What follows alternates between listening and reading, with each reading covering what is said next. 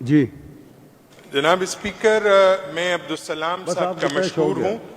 یہ ایک بہت ہی سنجیدہ معاملہ تھا اور اس کو لائٹ لیا گیا وفاقی حکومت کی جانب سے، پیمرا کی جانب سے.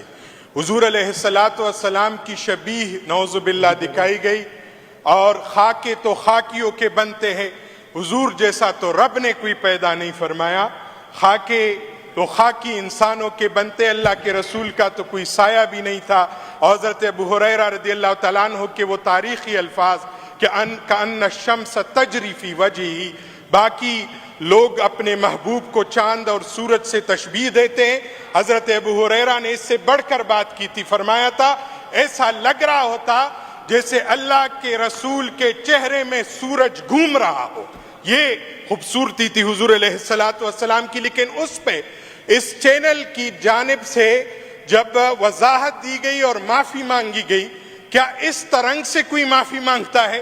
کیا معافی مانگنے کا انداز اور وجوہ یہ ہوتا ہے کہ آپ حضور علیہ السلام کی گستاخی کر لیں، ان کی شبیہ کی گستاخی کر لیں، عربوں مسلمانوں کے جذبات میں مجروح کر لیں، اور اس کے بعد آپ کا باڈی لینگویج یہ ہو، ان کا مالک بیٹھ جائے، پوری قوم سے ہاتھ جوڑ کر معافی مانگ لے؟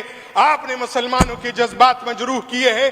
اور پھر میں کے پی پولیس کا میں آپ کے توسط سے کہوں گا کہ آئی جی صاحب کو بھی بلایا جائے اس میں کہ انہوں نے کل اس واقعے کے خلاف مردان میں احتجاج ہوا، مسلمانوں کا احتجاج تھا، خواہ کسی پارٹی کا بھی ہو، لیکن ان پر ایف آئی آر درج کر دی گئی، دہشت گردی کے مقدمے ڈال دیے گئے.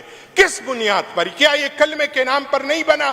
اگر ہم بانیان پاکستان کی بات کر لیں، حضرت قائد اعظم رحمۃ اللہ علیہ غازی علم دین شہید کے وکیل تھے، اور غازی علم دین شہید کو مقدمے سے پہلے کہا تھا حضرت قائد اعظم نے کہ آپ صرف اتنا کہہ دے کہ سال میں ایک پاگل پن کا دورہ پڑتا ہے، اور میں اس وقت وہ دورہ پڑا ہوا تھا اس لیے یہ کام کیا.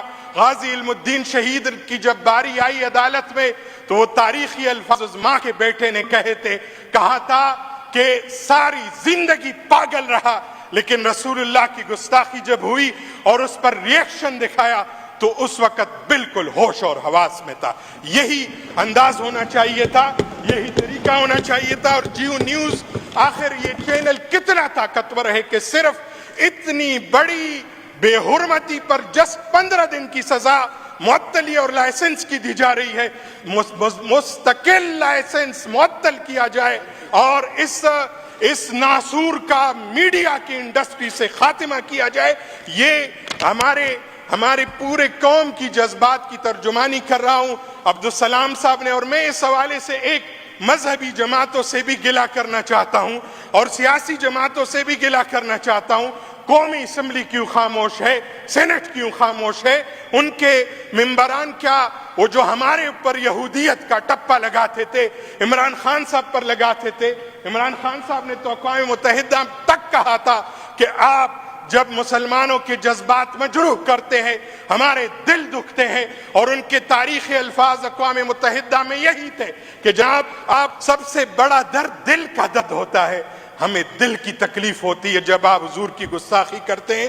کہ کبھی ان دوسرے ممبران یہ بھی تو مسلمان ہیں، یہ بھی تو رسول اللہ صلی اللہ علیہ وسلم کی امتی ہے، کیا ان لوگوں کا یہ مسئلہ نہیں ہے؟